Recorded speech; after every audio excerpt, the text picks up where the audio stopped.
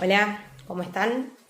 Bueno, hoy vamos a dar la clase Introducción al Gran Otro del Seminario 2, que, como les decía la vez pasada, en esta cátedra damos varias clases de este seminario. No sé si habrán tenido posibilidad de ir al aula virtual de los teóricos, pero ahí Héctor Franch ya estuvo dando las demás clases. Saber, verdad y opinión, psicología y metapsicología y psicoanálisis cibernética. Bueno, los que todavía no han ido, los invito a que pasen por ahí porque es interesante cómo, si bien esas clases son de otra unidad, de la unidad 1, se articulan mucho con estas cuestiones de la unidad 2. Bueno, en esta clase, que recordemos, vamos a situarnos, es de los primeros seminarios de Lacan. Esta clase en particular es del año 1955 y se titula Introducción al Gran Otro. Y en esta clase podríamos decir que se diferencian varias cosas que atañen a la materia. Por un lado, se diferencia el yo del sujeto, también se diferencia el lenguaje de la palabra, el psicoanálisis de la ciencia, y también Lacan puntualiza otras cuestiones respecto a los tres registros que van a tener que ver con lo que dimos la clase pasada sobre la conferencia. Bueno, a modo un poco anecdótico, les comento que hace unos años en la cátedra tomábamos este texto como un texto muy importante, lo seguimos tomando como un texto muy importante, pero antes lo dábamos en los talleres de lectura, ¿no? La cátedra tenía a lo largo del año talleres de lectura que lo daban los estudiantes y adscriptos, en donde se elegía un texto para la primera mitad del año y otro texto para la segunda mitad del año. Este era el texto que se tomaba la primera mitad del año, que imagínense que un solo texto para todo el año eran encuentros semanales, se leía bien detenidamente, ¿no? Así que, esto anecdótico se los comento para que se den una idea de la importancia que tiene este texto en esta cátedra, así que léanlo con mucha atención porque es un texto fundamental. Bueno, comenzamos entonces. Voy a tratar de ir siguiendo el texto lo más fiel que se pueda, pero bueno, vamos a tratar de seguir a Lacan en estas cuestiones que, como les decía la vez pasada, tal vez no son tan directas respecto de lo que quiere decir, pero no perdamos de vista estos 4 puntos que le marqué que son muy pertinentes en este texto. Bueno, Lacan comienza haciéndose la pregunta de ¿por qué no hablan los planetas?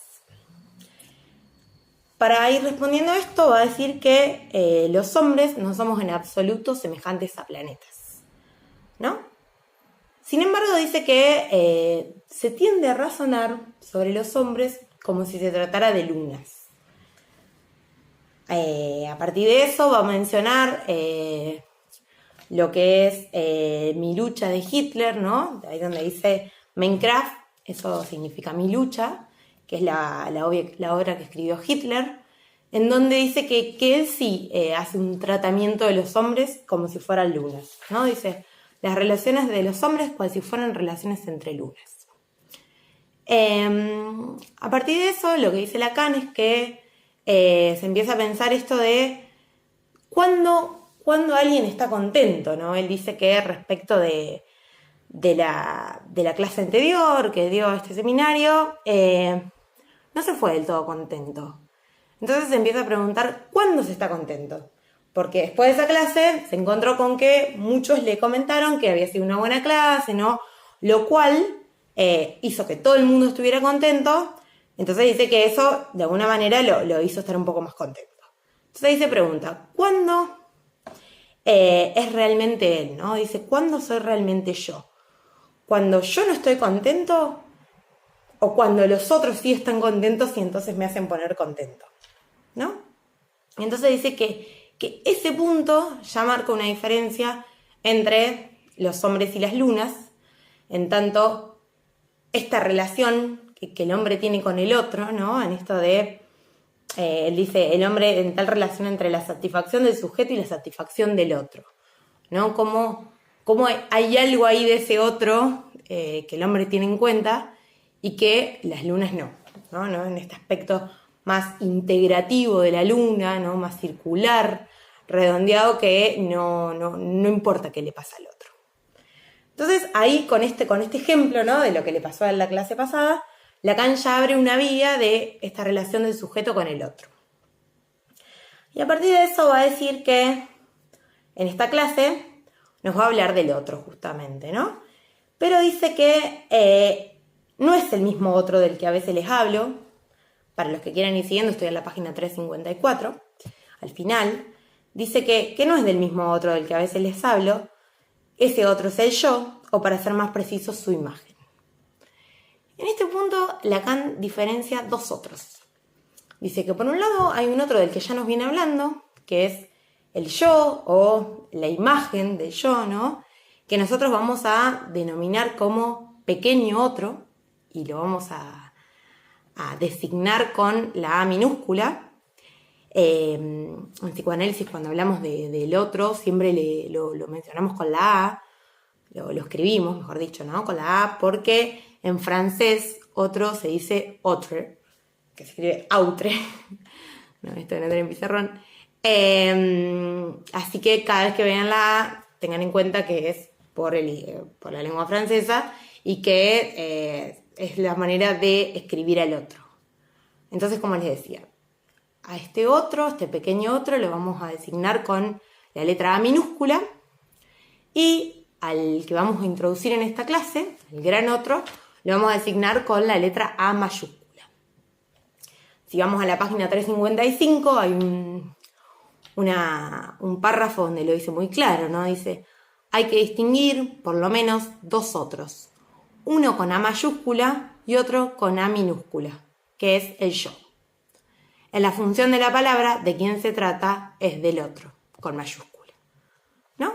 Bueno, ahí ya podemos decir que esto es un punto importante, donde Lacan va a decir que un otro, este otro de esta relación de alteridad, ¿no? Va a tener que ver con el yo, por un lado, este pequeño otro, ¿no? Y hay un otro, que es el que introduce acá, que ya tiene que ver con la función de la palabra. Tengamos esto en mente para ir distinguiendo los registros, ¿no? Lo que tiene que ver con lo imaginario, con lo simbólico, lo que les comenté la vez pasada, ¿no? Bueno, después vuelve a esta pregunta, ¿no? De por qué no hablan los planetas. Y Lacan va a decir que él puede encontrar tres motivos para responder a esa pregunta de por qué no hablan los planetas, que va a decir que estos motivos funcionan a la misma manera que funcionan los motivos que da Freud a propósito del sueño de la inyección de Irma, cuando comenta el ejemplo, ¿no? del caldero agujereado. Bueno, para los que los quieran ir a rastrear, el sueño de la inyección de Irma, como bien saben, está en la interpretación de los sueños. Allí Freud lo comenta como un sueño propio, es el primer sueño que él cuenta en ese tomo, ¿no? En esa obra de los sueños, él cuenta un sueño propio y el primero que cuenta es la inyección de Irma. A partir de eso, contando los motivos de por qué soñó eso, los relaciona con los motivos del caldero agujereado. Y también Freud vuelve a mencionar esto del caldero agujereado en el libro sobre el chiste, que les voy adelantando, que es un libro que vamos a ver este año, en la unidad 5. Así que también, si lo quieren ir a rastrear por ahí, donde les guste más, pero digo, es algo a lo que Freud recurre en más de una oportunidad. De hecho, en el libro del chiste lo menciona 2 veces. Bueno, entonces esto del caldero agujereado, ¿en qué consiste? Se trata de que una persona le presta a otro un caldero y esa persona lo devuelve agujereado. Entonces, esta persona que lo devolvió agujereado explica los motivos, ¿no? Por un lado dice que cuando le prestaron el caldero ya estaba roto. Después dice que devolvió el caldero en perfectas condiciones. Y como tercera opción dice que nunca le prestaron un caldero, ¿no? Bueno, lo que dice ahí Freud es que estos 3 motivos, estas 3 razones, coexisten, pero se excluyen recíprocamente, ¿no? Digo, se excluyen entre sí, porque si bien coexisten en el sentido de que da las tres respuestas, no es posible que las tres sean verdaderas, vamos a decir, ¿no? Sean una verdadera respuesta, en tanto que es imposible que coexistan, porque si no se lo prestó, ¿cómo lo va a volver agujereado, no? Bueno, algo así es lo que la respuesta que va a dar acá Lacan respecto de por qué no hablan los planetas. Dice que primero no hablan porque no tienen nada para decir, segundo porque no tienen tiempo y tercero porque se los ha hecho callar. Bueno, a lo cual va a sumar una cuarta respuesta a partir de un comentario de Coiré. Coiré, los que ya habrán escuchado, como les decía, los comentarios de las otras clases que ha hecho Franch, ya les debe sonar este nombre. Coiré es un filósofo que estaba participando de este seminario, de hecho él dio una conferencia en el marco de este seminario también, y es un filósofo con el que vamos a trabajar en esta unidad también, más adelante, así que reparen en ese nombre, ¿no? Bueno, Coiré le da otra respuesta, que dice que es porque no tienen boca. Bueno, ahí Lacan hace una mención respecto a la respuesta de Coiré, dice que él no se esperaba una respuesta así, de alguien, una figura tan importante, ¿no? Dice que justamente, digo, en esto empieza a seguir pensando esto de lo que hablaba antes, de cuándo está del todo contento, ¿no? Si está contento respecto de lo que le dicen los otros, o si está contento por lo que él simplemente piensa. Entonces, en esto de una verdadera respuesta, ¿no? Habla de la decepción. Dice que en algún punto Coiré lo decepcionó con esa respuesta que dio. Entonces dice que cuando el otro produce una decepción con su respuesta, es porque realmente ha sido una verdadera respuesta. ¿Qué quiere decir con esto? Que es una respuesta que no se esperaba, ¿no? Que no esperabas recibir esa respuesta y por eso funciona como una verdadera respuesta. Digo esto en la línea de esta relación de esa alteridad, ¿no? De lo que se espera de un otro. Y esto por eso lo relacionaba con lo contento de la página anterior. Bueno, justamente, ¿no? Esto para seguirnos corriendo de que los hombres no somos lunas, ¿no? No estamos completos, entonces la respuesta del otro sí importa. Bueno, entonces esta respuesta no tiene en boca de Coiré. Dice Lacan que le recordó a sus prácticas de psiquiatría, ¿no? Cuando él se encontraba con mujeres que tenían el llamado síndrome de Cotard, que ellas mismas expresaban que no tenían boca. Dice que estas mujeres pensaban que tampoco tenían estómago y que no morirían nunca, ¿no? Esto de que serían inmortales. Ahí Lacan agrega que estas mujeres tienen una relación muy importante con el mundo de las lunas, ¿no?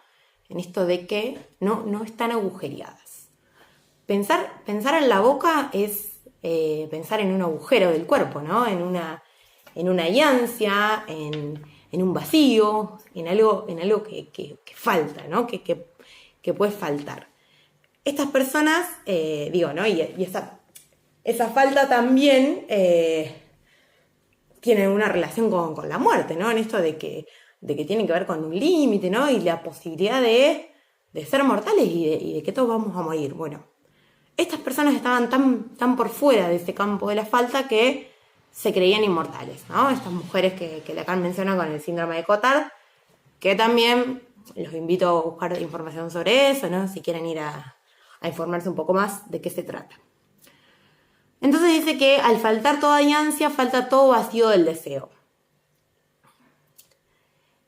O sea, justamente lo que constituye la propiedad del orificio bucal, ¿no? Bueno, entonces esto de no tener boca, y que Lacan relaciona eso con estas mujeres, hace que dice que estas mujeres tienen una relación muy grande con el mundo de las lunas, ¿no? Porque no tienen boca, no tienen ningún vacío ahí, ¿no? Nada que dé lugar a algo del orden del deseo, ¿no? Y que entonces dice que estas mujeres en algún punto se identifican con lo imaginario, en tanto que ellas son inmortales como el deseo, ¿no? Entonces se realiza en cierto modo el deseo, dice ahí, ¿no? En esto de lo imaginario. Pero después va a hablar de las estrellas. Fíjense cómo sigue con este hilo, ¿no? Los planetas, las lunas, las estrellas. Como les decía, es muy importante este texto, pero hay que intentar seguir ese razonamiento para ver a dónde quiere llegar. Bueno, acá vamos a ubicar a las estrellas.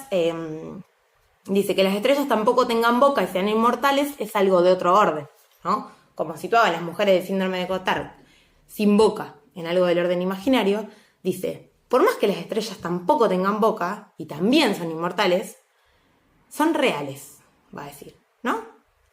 Fíjense cómo acá distingue claramente estos dos registros, por un lado imaginario y por el otro lado real. Y lo que va a decir acá, al final de ese párrafo, dice, pero a nadie se le ocurriría pensar en ello si no hubiera para observarlos seres provistos de un aparato de proferir lo simbólico, a saber, los hombres. ¿No? Digo, como los hombres empiezan a estar más ligados a algo del orden simbólico. Dice que las estrellas son reales, íntegramente reales, porque va a decir que están siempre en el mismo lugar. Como les decía, para los que han escuchado las clases de los teóricos, en psicoanálisis y cibernética, en esa conferencia, Lacan sitúa algunas referencias respecto del registro real y va a decir que justamente lo real es eso, lo que está siempre en el mismo lugar. Y ahí Lacan va a hacer una referencia también respecto a esto de la naturaleza. Dice cuando los hombres se dieron cuenta que el reloj de la naturaleza funciona solo, ¿no? Que eso quiere decir que lo real funciona en el sentido de que está siempre en el mismo lugar, independientemente de lo que hagan con eso los hombres, ¿no? Entonces acá Lacan dice esto, de que las estrellas van a estar ahí en el mismo lugar, las veamos o no, seamos conscientes de eso o no. A eso voy con esto de que lo real funciona solo, ¿no? El reloj de la naturaleza funciona solo. Esperen que me hice una puntualización para no olvidarme nada. Bueno, justamente respecto a eso, lo que dice es que fuimos nosotros los que le dimos cierta existencia subjetiva a esas cuestiones reales, como son los planetas, ¿no? Hemos sido los mismos hombres los que hicimos hablar a los planetas. Dice, nosotros los hemos hecho hablar. Eso está en la página 359, donde dice, durante muchísimo tiempo y hasta una época muy avanzada, les quedó el residuo de una suerte de existencia subjetiva. Y a partir de ahí menciona que finalmente llegó Newton, que fue el que finalmente hizo callar a los planetas. ¿Cómo los hizo callar? Los inscribió en un lenguaje, ¿no? Bueno, esto ya nos da la pauta de que palabra y lenguaje son diferentes, ¿no? Bueno, eso les adelanto para que lo tengan en mente, pero vamos a seguir leyendo. Dice, al hacerlos callar, los redujo definitivamente inscribiéndolos en un lenguaje. Dice, le cerró el pico, bajo la teoría del campo unificado y la ley de gravitación, lo que hizo fue constituirlo en un lenguaje ultra simple constituido por 3 letras. ¿Qué quiere decir esto? Que lo que hizo Newton fue justamente inscribirlos en una fórmula, ¿no? Con la aparición de la ciencia moderna, podemos pensar que todo eso que antes los hombres pensaban respecto de los planetas, del cuerpo celeste, ¿no? Estas cuestiones que son reales, que antes se les daba un lugar, que se pensaba que eso podía hablar, ¿no? Piensen cómo antes se pensaba, no sé, cuestiones de lo cotidiano de los hombres respecto a lo que pasaba en los planetas, si iba a llover, si no iba a llover, ¿no? Cómo todas estas cuestiones tenían un estatuto muy importante en lo cotidiano, pero quedaron de algún modo anteriores al nacimiento de la ciencia moderna. Cuando eso se le dio un estatuto científico, perdió esa importancia de sabiduría que antes se le daba, ¿no? Podemos pensar que actualmente lo que sigue funcionando así es el horóscopo. Y el horóscopo no es científico, ¿no? Cómo esto queda por fuera de la ciencia. Sigamos pensando también en la relación entre psicoanálisis y ciencia, ¿no? Pero cómo esto de volverlos simbólicos, ¿no? Porque los simboliza en el sentido de que los inscribe en un lenguaje y por eso los hace callar, ¿no? Así que bueno, un lenguaje que es una fórmula, no perdamos de vista esto, una fórmula de la ciencia. Una fórmula está compuesta, como dice acá, por 3 letras, ¿no? Que puede ser la fórmula de la ley de gravedad. Son 3 letras y esas 3 letras no dicen nada, ¿no? No dicen nada en el sentido de que no hablan, esto de que los hizo callar, no hablan, son un lenguaje. Ya vamos a ir viendo otras cosas en esta unidad respecto de eso, pero reparen en eso, reparen en la fórmula. Bueno, ¿qué más va a decir acá? Bueno, continúa comentando algunas cuestiones respecto de la ciencia. Y dice que lo que hizo fue que de esas realidades reducirlas a un lenguaje. Y acá es donde Lacan asevera esto que yo les adelantaba, que dice: creo que perciben aquí la oposición existente entre palabra y lenguaje. Bueno, ¿no? A ver, ¿qué queremos decir con esto? Si ya dijimos que al inscribirlos en un lenguaje los hizo callar, eso quiere decir que de algún modo les quitó la palabra, ¿no? Digo, hablar está más relacionado a la palabra. Entonces, si los hizo callar, a ver, un lenguaje no necesariamente da cuenta de la palabra. Son cosas diferentes. Está el lenguaje de la ciencia que no está constituido por palabras, ¿no? Bueno, esto es algo para rastrear en cuestión de esta diferencia de palabra y lenguaje y entre psicoanálisis y ciencia. Bueno, si tratamos de continuar, voy viendo a ver si no me salteo a nada.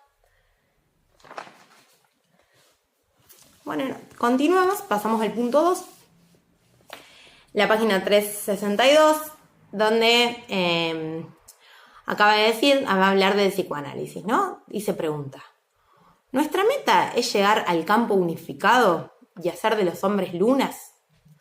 ¿Acaso los hacemos hablar tanto solo para hacerlos callar? Se pregunta esto, ¿no? En relación de lo que venía diciendo, de que Newton hizo callar a los planetas, en esto de que los redujo a un lenguaje ultra simple de 3 letras, o sea, los condensó en una fórmula, y dice que si el psicoanálisis se encarga de hacer hablar tanto a los hombres, ¿no? En realidad, en el fondo, es para hacerlos callar, como a las lunas, ¿no? Hace esa relación. Entonces dice que, bueno, acá lo que va a hacer Lacan, que no nos olvidemos en esta etapa que estamos trabajando, que son los primeros seminarios, Lacan va a criticar cómo entendieron el psicoanálisis los postfreudianos. En esto va a hablar de la cura tipo, y dice que ahí da cuenta de la necesidad de mantener intactas las facultades de observación del yo.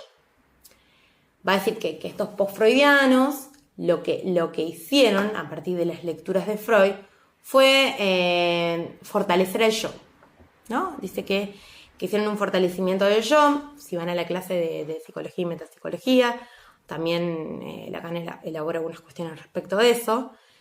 Entonces dice que los postfreudianos pensaron a un yo integrativo que mantiene el planeta unido. Les voy a leer la cita, la página 362, que dice: ¿dónde está lo esencial del análisis? ¿Consiste el análisis en la realización imaginaria del sujeto? El yo y el sujeto son confundidos. Y se hace del yo una realidad, algo que es, como se dice, integrativo, o sea, que mantiene el planeta unido. Bueno, ¿no? Ahí, eso ya es algo importante, porque ahí Lacan nos va a decir que los postfreudianos confundieron el yo con el sujeto. Y hace yo, que lo intentaron fortalecer, ¿no? Lo fueron fortaleciendo, lo que fue la ego psychology, ¿no? Todas esas cuestiones hicieron que se piense el yo como integrativo. En esto de como el planeta unido, redondo, circular, sin agujeros, como que no tienen boca, ¿no? Sin falta.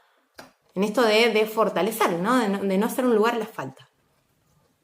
Entonces justamente dice que, bueno, esta integración se puede pensar porque es redondo y siempre queda igual a sí mismo.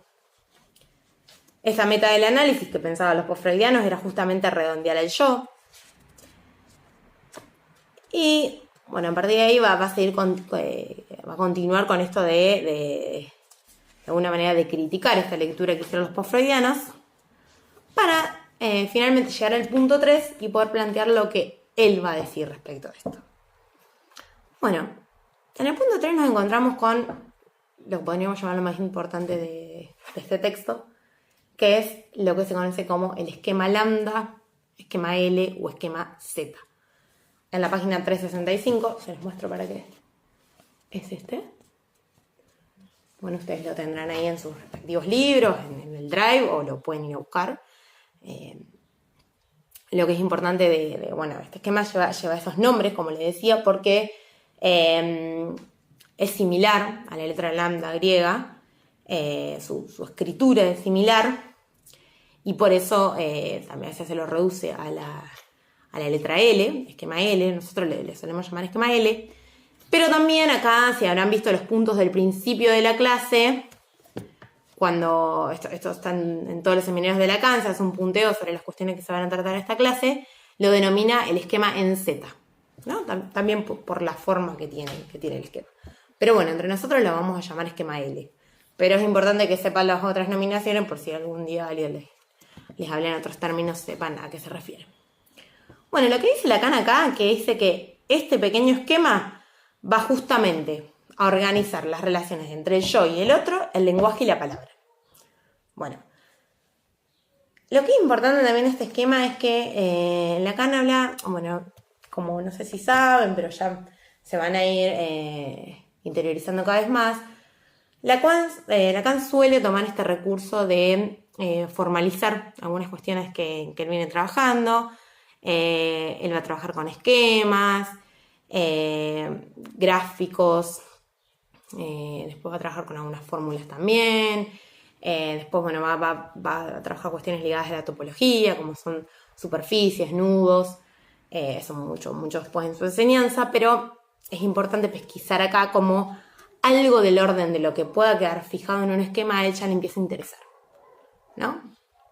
Esto para que pensemos esa relación también con lo que queda instalado, ¿no? Registrado a modo de esquema, que justamente de eso no se puede hablar, ¿no? Porque un esquema es algo que queda, es una escritura. Bueno, ya vamos a ir viendo un poquito más eso, pero digo, lo que es importante acá que dice que este esquema no es un modelo, ¿no? Dice, este esquema no sería un esquema si presentara una solución, ni siquiera es un modelo, es solo una manera de fijar las ideas que una imperfección de nuestro espíritu discursivo reclama, ¿no? Digo, ahí Lacan da cuenta de que a veces el lenguaje, ¿no? en el que nos manejamos es imperfecto, ¿no? Y tiene límite, ¿no? Y en ese límite es que él se encuentra con la necesidad de plasmarlo en un esquema. Bueno, este esquema también es importante pensar que se trata de lugares, relaciones y funciones. Como verán, tiene 4 vértices. En un vértice ubica al sujeto, en la S, eso es el sujeto. En el otro vértice, el de al lado, al otro, al pequeño otro. En el vértice de abajo a la izquierda, al yo. Y en el vértice de abajo a la derecha, al gran otro. Bueno, en eso de que son vectores, entonces si ven que tiene flechas, que las flechas tienen una dirección. Es importante también pensar que en este esquema nuevamente se distingue la relación entre lo simbólico y lo imaginario. Si prestan atención en la relación entre el yo y el pequeño otro, se trata de una relación imaginaria. No sé si lo pueden observar ahí. Y en cambio, desde el gran otro, parte de lo inconsciente, ¿no? Que ahí estamos hablando de una relación simbólica que va en dirección al sujeto. Que es importante ahí también que, si siguen las flechas, podemos ver que desde el gran otro parten todas las flechas, ¿no? Es muy difícil trabajar esto sin tener el pizarrón, sin explicarlo. Desde el gran otro parten todas las flechas. Eso quiere decir que es determinante, ¿no? Esto que determina a los otros. Y podríamos decir que, por ejemplo, al yo le llegan todas las flechas, desde el yo no sale ninguna flecha, con lo cual es determinado, ¿no? Bueno, si seguimos la dirección de esas flechas, nos encontramos con que desde el gran otro al sujeto empieza a haber una línea punteada, ¿no? Una línea de puntos que impide que esa relación sea constante, podríamos llamar, como venía siendo antes de cruzarse con la relación imaginaria, ¿no? Eso quiere decir que la relación del gran otro al sujeto está muy mediada por la relación imaginaria. Bueno, acá también lo que va a decir Lacan es que va a definir al yo como una construcción imaginaria. Justamente va a echar por tierra todo esto que venía criticando de los postfreudianos, de pensar a los hombres como lunas, y dice: si el yo no fuera imaginario, no seríamos hombres, seríamos lunas. Lo cual no significa que baste con que tengamos un yo imaginario para ser hombres, ¿no? Bueno, digo, esta función del yo. A veces, por ahí de pasillo, no me acuerdo si ya le dije esto, ¿no? Pero bueno, lo repito. Se escucha esta versión de que el yo es malo, el sujeto es bueno, ¿no? Como que quedarnos con el sujeto. Pero eso no, para nada, ¿no? Vamos a desterrar esa idea. Justamente el yo es una función, ¿no? Es una construcción imaginaria que permite que tengamos una imagen, que tengamos un cuerpo, que podamos relacionarnos, que tengamos un límite, ¿no? Que sepamos hasta dónde es ese yo. Es una función. Si no entendemos que el yo es fundamental para nuestra vida, también corremos el riesgo de hacer una lectura más al estilo de los post-freudianos, de esto de no... Sería lo contrario, ¿no? Que ellos fortalecieron el yo y nosotros no hacerle un lugar, ¿no? Digo, tampoco es una lectura apropiada.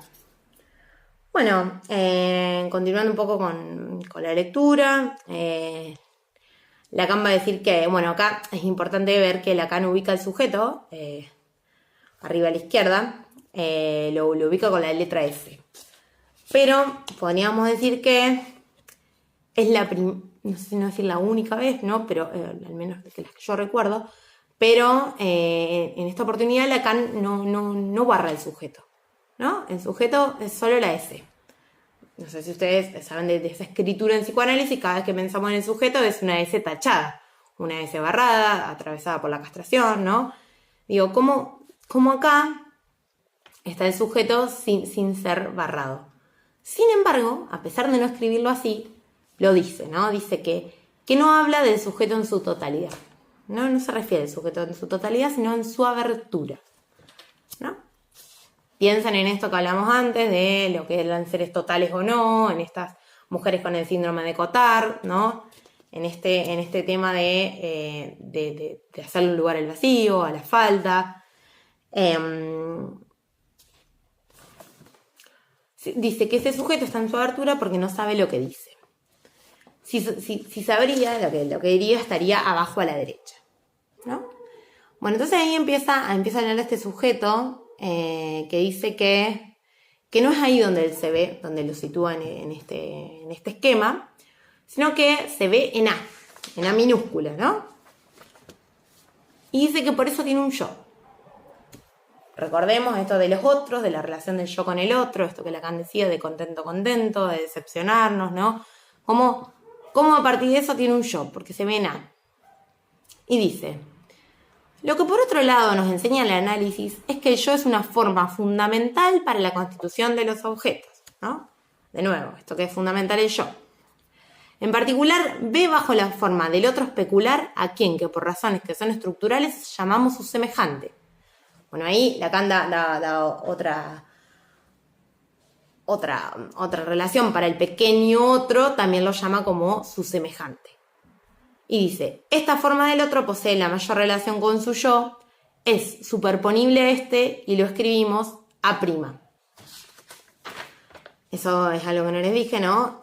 Como el yo y el otro tienen la misma escritura, los dos son A minúscula, porque también esos lugares pueden ser reversibles, ¿no? Por eso, para distinguirlo, es que Lacan usa la prima, ¿no? La prima arriba. Bueno, después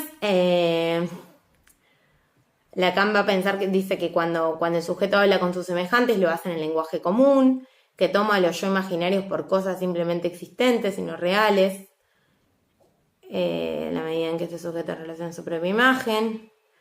Bueno, en esto que se identifica con esos otros a los que les habla, ¿no?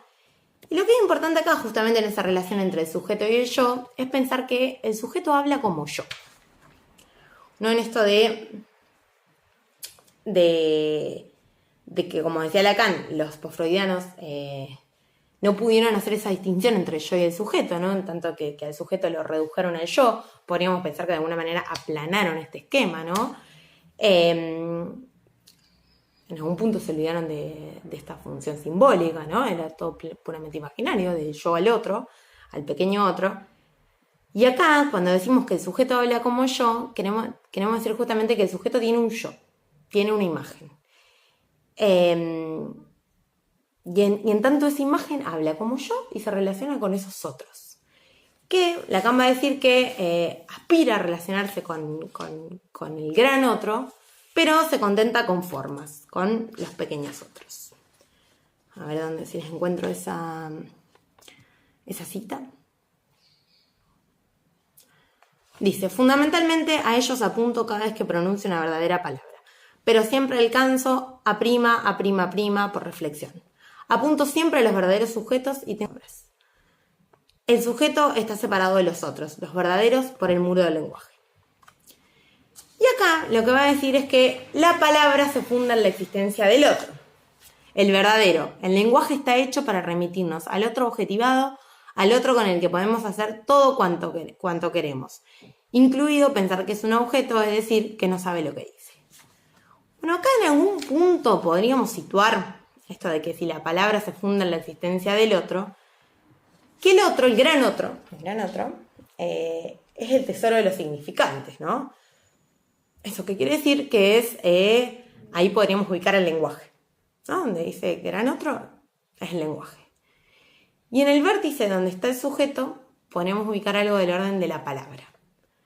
Y ahí nuevamente distinguir lenguaje y palabra, ¿no? Digo esto de tener siempre en mente de que el lenguaje nos excede, nos preexiste, es preexistente a nuestro nacimiento, ¿no? Y cómo es dado por un otro, por un gran otro. Sin embargo, la palabra, en tanto la particularidad de la palabra, en esta época también Lacan, esto que les comentaba de los escritos que son contemporáneos a los seminarios, bueno, Lacan, como les dije la vez pasada, está escribiendo Función y Campo de la palabra y del lenguaje, en donde ahí va a distinguir lo que se trata de palabra plena y palabra vacía. Y va a decir que en el análisis de lo que se trata es de tener acceso a una palabra plena. Entonces, podemos situar ahí la palabra en el vértice del sujeto, en tanto es algo del orden de lo particular, ¿no? De esa posibilidad de que surja en el análisis, ¿no? Este efecto sujeto que se manifiesta a través de un lapsus, de un acto fallido, de un olvido, ¿no? Eso es la palabra, ¿no? Que tiene que ver con lo singular del sujeto. Bueno, me parece que en líneas generales no me estoy olvidando de nada. A ver.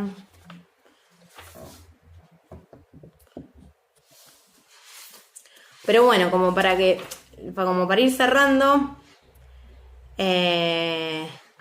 como les decía, lo más importante de esta clase es que ustedes vayan a rastrear la diferencia entre el yo y el otro, justamente la diferencia entre el yo y el sujeto, por eso también, la diferencia entre la ciencia del psicoanálisis, ¿no? En esto de lenguaje, de que podríamos decir que ella trabaja con un lenguaje y el psicoanálisis trabaja con la palabra. No se olviden que la vez pasada decíamos esto de que el único medio del análisis es la palabra del sujeto. Bueno, por eso mismo también la diferencia entre palabra y lenguaje y esto de los registros, ¿no? Que en este esquema se ve muy bien la diferencia entre el registro imaginario y el registro simbólico, y que también hay algo del orden de lo real cuando habla de las estrellas, esto de que están siempre en el mismo lugar.